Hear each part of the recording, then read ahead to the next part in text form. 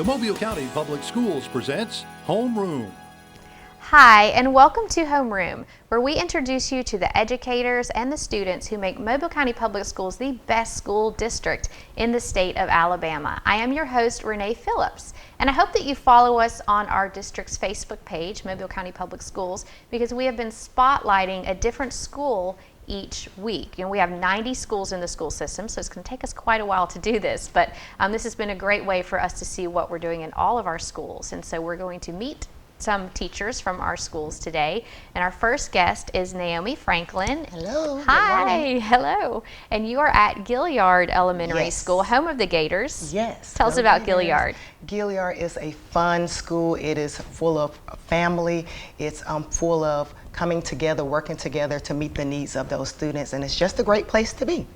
And you are a kindergarten teacher. Yes, this is my 16th year teaching at Gilliard, and I've been with kindergarten the entire time, and I love it.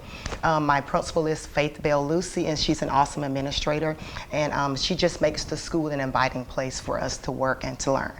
And I'm always impressed with kindergarten teachers because you get kids coming in from all levels, and you teach them all.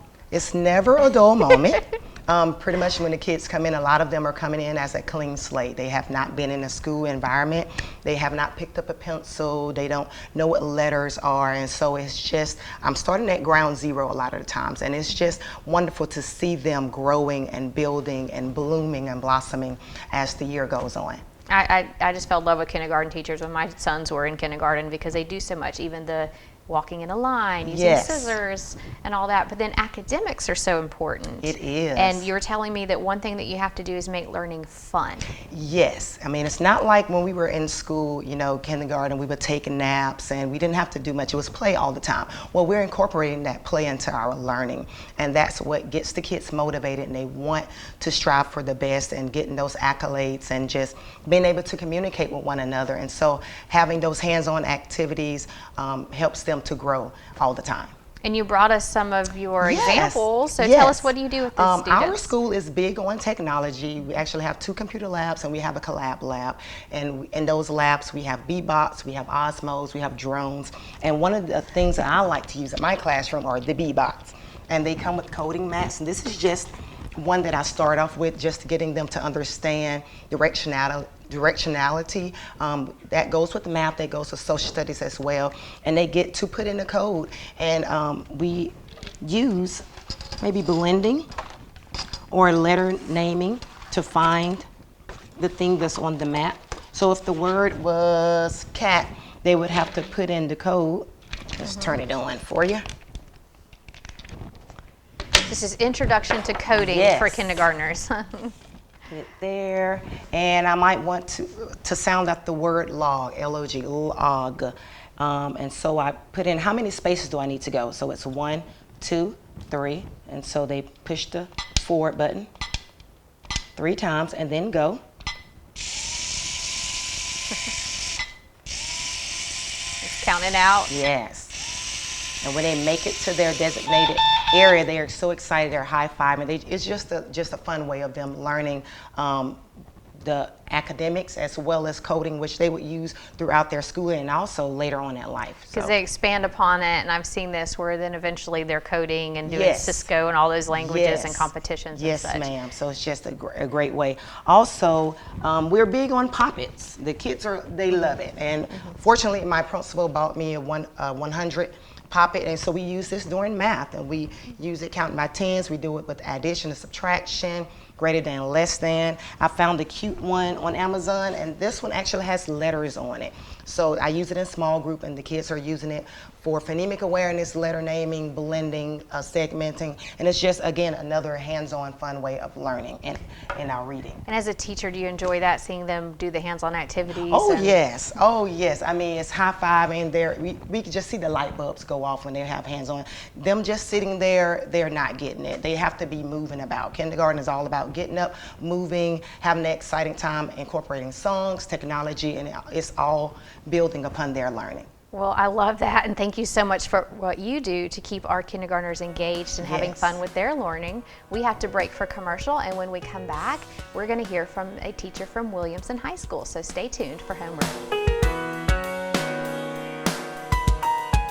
At As a student in the Mobile County Public Schools, there are a few things I've come to expect. One is a quality education, and the other is a quality lunch. Not only are our school meals well balanced, meeting all federal nutritional standards, but they also have less fat, fewer calories, and they taste really good. Oh, and I forgot to mention, our school lunches contain whole wheat, grains, fruits, and vegetables to give me the energy and brain power to get me through the day. Hi, and welcome back to Homeroom. Today we are learning about some of the schools that we have spotlighted on the district's Facebook page. And so joining me for this segment, I have Ingrid Borner, who's a math teacher at Williamson High School. How are you? I'm well. How about yourself? Good. So tell us about Williamson, home of the Lions. Home of the Lions. Woo. Well, there at Williamson, we have our 3 academies. We have our Entrepreneurship Academy, our Maritime Academy, and our Engineering Academy. Mindset. I'm with the Entrepreneurship Academy, and I know that we now have a CNA program that they are able to actually come into the school and they can get their CNA certification. So when they graduate, they're able to go out and work in the field as a CNA. And CNA is Certified Nursing Assistant. Certified Nursing Assistant, So yes. they're learning all how to take vital signs and do all that, right? Yes. And the kids love it. I teach math, but I do have, of course, some of the students that come into my class and they are always talking about, oh, well, Nurse Mixon taught us something new today and stuff like that. So they love it. I love it. I do love that because several of our schools have that program, and we talk about getting our students to be college and career ready, and that's exactly what that means, isn't it? Yes. And some go on to be CNA, Certified Nursing Assistants, or they go to college and get their RN degree. So it's such a great thing that we do. So tell us about math. What's it like teaching math to high school students? I enjoy teaching math, period, but the higher levels of math, algebra, that's my jam. I love me some algebra. Do the kids love algebra? The kids love algebra once I actually show it to them. I've understood that once you have that gap, I figure out where their gap is, and then now I can fill in that gap or that block, and then we can get to actually teaching algebra. Some of the gaps are bigger than others, of course, but sometimes I actually will tell some of the students, well, what did you learn from this? Can you teach it to them? How did you learn it? So peer learning is very big in my classroom as well. And so do you think, are they intimidated when they come in and you ease them into it? Or Some of them are, especially when they hear the name. Algebra 2 with statistics, they're like, ooh, I don't know about that. But for the most part, they come in, and I like to play a lot of games, like online games. I actually tutor some elementary students, and they introduced me to Blucket. They love Blucket, even my kids. And at first I was like, well, I think it's kind of elementary. I didn't think they were gonna like it. They love it. They're like, Miss Borner, are we playing Blucket today? And I'm like, yeah. So what is that? Does it have algebra problems built into it? It has algebra. It's kind of like Kahoot. We played Kahoot as well, but they like Blucket a little bit better because they get to race against each other on Blucket. So they start to learn, okay, well, I know a little bit better than you, or let me help you with this one, or something like that. They actually really love playing games in the classroom. So I'm familiar with Kahoot, and so our viewers who are not, that is like kind of like a trivia game, right? Yes. Like you put a problem up on the board, and they all use their devices and buzz in and pick the answer. Yes. And that's a helpful tool as a teacher, isn't it? Because you can see who Very got the helpful. answer right and who needs help. So when we do the Kahoot, most of the times when they do Kahoots in my classroom, it's the day before test day. And I'll give them basically problems to see, okay, well, if you didn't understand it and you got the wrong answer, where did you not understand in the problem so we can review it? That way, when it's test day, the next day, they're able to say, okay, well, I remember this from the Kahoot or the Blucket, so now I remember it on the test. So they're having fun, and they don't realize there's a science behind it that you're doing. That's it. And I know we just announced that we're going to switch to the modified period schedule, which means the students will take math the full year. Yes. And one thing that'll help is sometimes with the block, they would skip a semester or a year. Is this going to help our students retain what they're learning? I do believe it's going to help our students retain what they're learning. Also because within that time frame, I'm not trying to jam so much in. So we can kind of take it a little bit slower, but stay on pace. and kind of understand what we're learning. Okay. You know? Well, thank you for what you do every day teaching our students math. We're going to break, and when we come back, I'm going to introduce you to more of our schools in Mobile County Public Schools. So stay tuned for Homeroom. I have known since I was in 4th grade that I was going to be a teacher. I really just truly enjoy coming to work every day and working with different sets of kids and just watching them grow and learn. I couldn't see myself doing anything other than teaching children, being a part of children's lives, being able to inspire them in a way that some people just aren't able to do. And to know that every day is a new day, a new opportunity to make a difference in the child's life means everything to me. Hi, and welcome back to Homeroom. Today I'm introducing you to some of our teachers from the schools we have spotlighted on the Mobile County Public Schools Facebook page. Joining me now, I have Dana Karstarfin-Pope, who's a reading intervention teacher at Holloway Elementary School. Yes. So tell us about Holloway. Well, Holloway is a neighborhood school. Our principal is Mitra Turner, and I've been there 25 years. We have a lot of teachers that care, a lot of teachers that are doing all that they can to reach our students. It's been a pleasure to work there because I've been able to teach siblings of students and cousins of students, and it's just so great to see them grow and move throughout the school and build those relationships within the community. And you're in Toulminville, Yes. right? Yes. And so what is a reading intervention teacher? Well, reading intervention, you are helping struggling readers. That's what I do. I mainly work with the lower grades, but sometimes we do have children in upper grade classes, 3rd, 4th, or 5th grade that might need assistance as well. Plus, I also serve as a resource to our teachers, which I really love doing, working in partnership, helping them design lessons and locate resources that will help not just their strugglers, but all their students. So it's a very rewarding experience. So I know one thing in the school system, we're very data driven, right? Yes. So the classroom teacher is knowing, she knows how the students are doing, who needs extra help, and when she finds the students who need extra help, she gets you involved? Yes, and I'm also looking at data too, because I cannot just look at individual classes, I can look at the school as a whole. So as a member of the PST committee, I also really target those students who are brought before the committee, and I also take in teacher recommendations as well. Okay, and so what does that look like when a student goes in for intervention? Well, the first thing I do is I perform some type of screening to see what letters they know, what sounds they know, what sight words they know, and then that gives me a starting point of where I can build and what I can teach. And then you brought some of your tools. Once you have analyzed what they need help with, you make it fun. Right, I try my best, yes, and you know, hands-on, movement, multisensory, that is what that's what I incorporate in my lessons, to just keep the students engaged and to help them make those connections so they can become better readers. So when I go into elementary schools, I see this a lot. Yes. Tell us what this is. This is phonics. This is a part of our Phonics First program. The school system purchased this. We started using this, I want to say this is our 3rd year using it. It started with KM1. It has spread to 2nd, 3rd grade.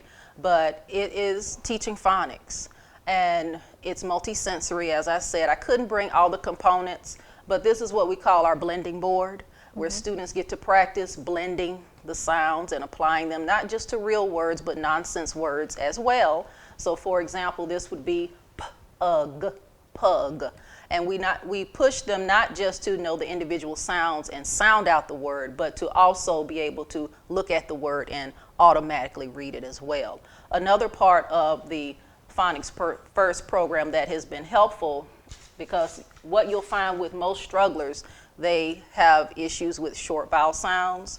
So one portion of the lesson deals with a vowel intensive, where you focus on 2 vowels, and the teacher would say the sound or say the sound within a word or a syllable, and the student has to identify the sound that is being produced. And it's training their ears to pay attention to those sounds. And this has been very helpful. The whole program has, and we've seen some great gains in our students with it. And this is so important as they learn to read and then as they read to learn, right? They have to know all this. This is the foundation, so hopefully by second, third grade, you're right, we're reading to learn. We're building on that to comprehend. Yes, ma'am. Okay. And I know, like with the letters that you were doing there, you switch them out so the students will sound out different words. You're right. You do this, and you're constantly moving it around so they can blend. It's a what we call a 3-part drill. We do an visual, where we just flash the cards and they tell us the sounds. The multisensory part really comes in with the auditory, where we have sand trays and the students get to write those sounds. So if I say your sound is ah, and they write that A in the sand and they get to feel it. So that's bringing in the tactile, it's bringing in the auditory. All these senses are being activated to help them remember it and learn it. So then we move to the blending board. So I mean, and then we apply it in our spelling, we apply it in our reading. So it has been like I said, it has really helped our students, and we've seen some great gains with it. And I think one thing too, they enjoy it. Right. They like the part where they're speaking and they're sounding words out. And the movement, like I said, who gets to play with sand? I mean, that's not always something we did when we were in school. There was no sand. So bringing that out, even with older students, I've had 4th graders that, can I use that? And so it's a great tool. Like I said, that multisensory really helps to activate the brain and make those connections so they can learn. Because we say it all the time, you have to be engaged to learn. Right. So thank you for what you are doing for the students of Holloway Elementary School. We have to break for commercial, but when we come back, we're going to learn about Tanner Williams Elementary School. So stay tuned for Homeroom.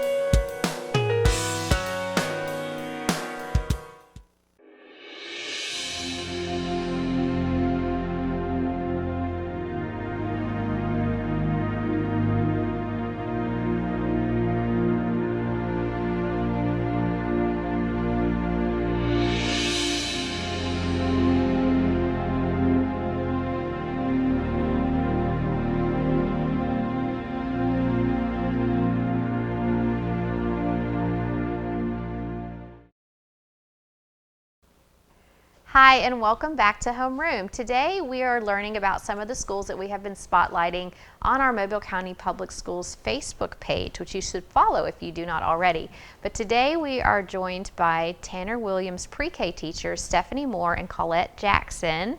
And this is your first year to have pre-K at Tanner Williams. It is. So what's that been like? It's been a wonderful experience. Our school is over 100 years old, so being able to launch the first pre-K was pretty exciting for our community. Last year was kind of a rushed start because we didn't get notified by the state till very late in the year. So last year we had like 25 apply. This year we've had 53 apply for our pre-K.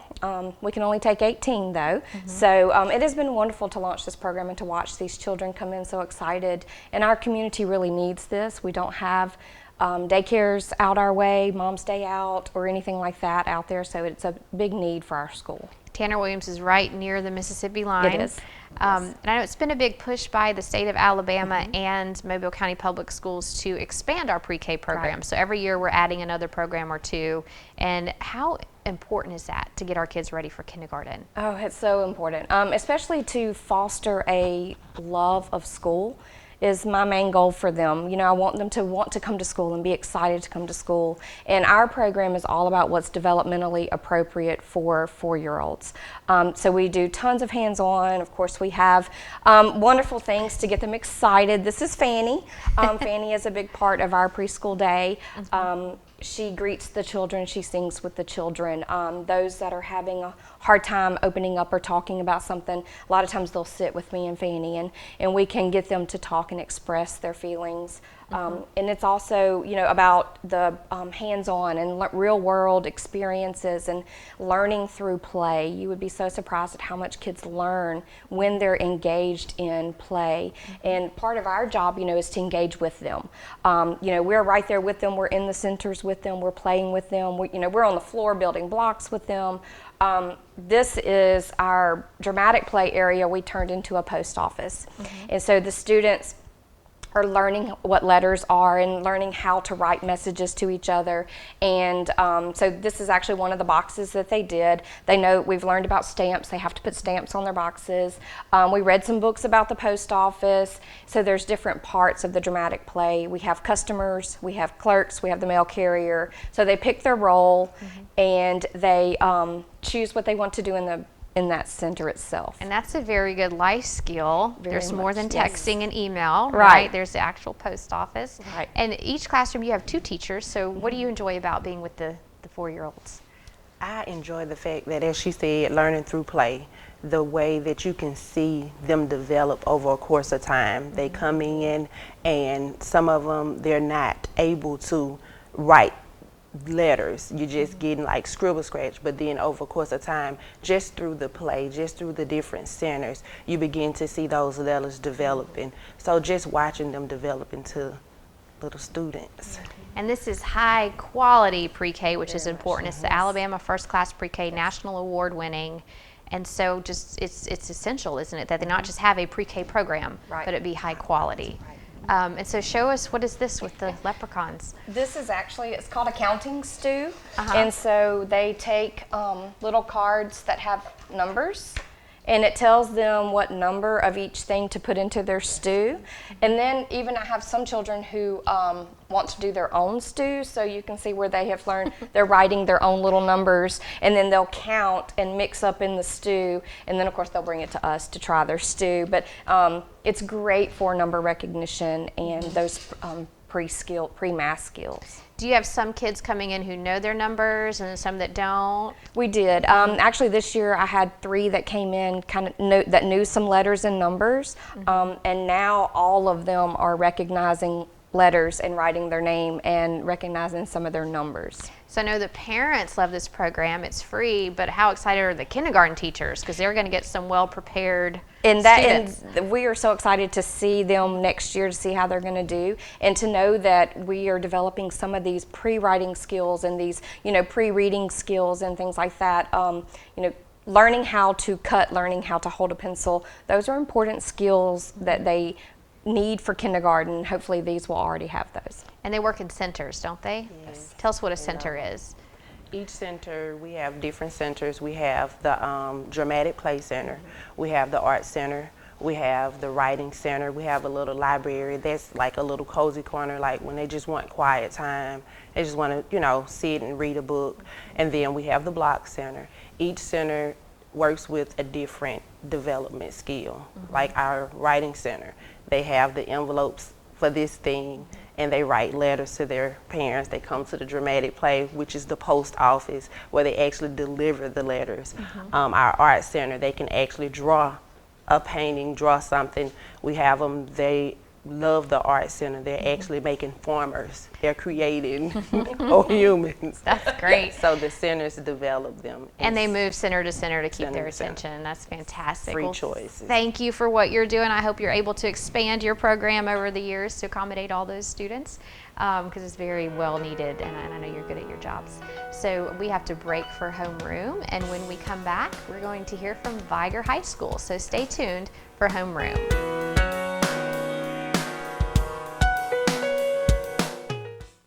At any given time, trauma can happen. And how we deal with it. And how we make peace with it. Starts with me. With Project Thrive, I'm taking the pledge. I pledge to believe and support others experiencing trauma. Will you join Project Thrive and its team of partners who are working together to address issues of trauma? Take the pledge, take a stand, and let's make Mobile a trauma-informed community. Hi, and welcome back to Homeroom. Today, we are learning about some of the schools that we have spotlighted on the Mobile County Public Schools Facebook page. We've heard from Gilliard, Holloway, Williamson, and Tanner Williams. And now joining us, I have Kelvin Hawley, who's a paraprofessional at Viger, the school that Spirit built. That's right. So tell us about Viger. Viger High School, good morning. Viger High School is an awesome experience for me. I've heard about Viger for a long time. I'm a graduate of Satsuma High School, and we used to hate to have to go play Viger because we knew it was a challenge come football season. But being able to work at Viger High School up on the administrative that we have, it's a phenomenal experience. We get to learn a lot about the culture of the school that Spirit built. And it's just been a phenomenal experience for me. Now, were you able to go to their state championship football game? I did.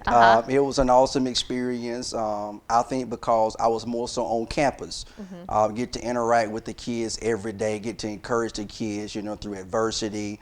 But yeah, I was able to be there to watch them, you know, have almost a perfect season. Yeah. But to cap it off with a state championship, it was an awesome experience. And I was there too. It just, you could feel the the electricity and Yes, yeah, everyone was a Viger fan on that day.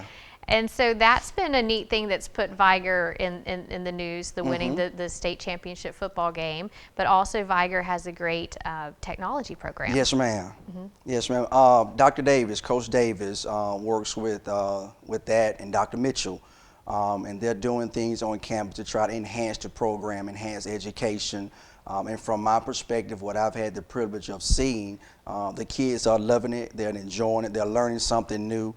And preparing them for future experience as they go off to college and do their future endeavors. Because they're getting certifications Yes, in ma'am. different computer. I know one of your students went off to work for Google. Yes, ma'am. And so you're a paraprofessional. What is that? It's more so working with the kids one-on-one at different times, but a lot of days it's just doing whatever it is administrator asks me to do to help facilitate things around the campus. Okay, so is there a typical day that you have, or is every day a little different? Well, every day is a good day for me. As I always say, when people ask me how I'm doing, I say I'm simply marvelous. And so now the trend's starting to kind of carry around the school. When I ask people how you're doing, they say, well, we're simply marvelous. And so it's a phenomenal atmosphere. And every day is a good day. So different days we have different things that happen, but it gives us opportunity to kind of reach down and speak to kids and even some adults. You know, I have the privilege of, you know, sharing things with them to encourage them as teachers. My wife is an educator at Williamson, so I understand what a lot of teachers go through, you know, teaching in the school system, and so that has helped me to be able to help other teachers and students as well. And you have several educators in your family. Yes, ma'am. Of course, you know, my mother, Paulette Holly, works in the school system. My father's in forestry, Kelvin Holly, and my beloved sister, Emily, works at Mary G. Montgomery High School. Okay, and your children are in Mobile County Public Schools? Yes, ma'am. They both, Kelvin III goes to council, and Caden Holly calls himself K2. He goes to council 5th and 1st grade. And what's that been like in that role as a parent? I always get teased about what you did as a child. You know, when you start having children, you get to go through the same thing. But it has been a great experience for me, great opportunity. It helps me to help other kids because my kids challenge us pretty much every day. And you were spotlighted with these weekly spotlights that we're doing on all of our schools. We have asked each school to spotlight one employee, and they picked you. Amen. I'm honored. Honored. I could tell that you have that positive energy. Is that why you're? Yes. I guess so. I just believe that every day is a good day based on how you view it. Someone asked me the other day, how are you so positive every day? And I always tell people the reason I'm so positive is because of my relationship with the Lord. You know, that's the reason I'm motivated every day, because every day is an opportunity to do better than what I did on yesterday. So I just try to carry a positive vibe everywhere I go. Well, thank you for what you're doing at Viger. Yes, thank you. I know that you're a blessing for the school. And Amen. Thank you for joining us for Homeroom. Follow our Facebook page to find out more about all of our schools in Mobile County Public Schools. And then join us next time on Homeroom.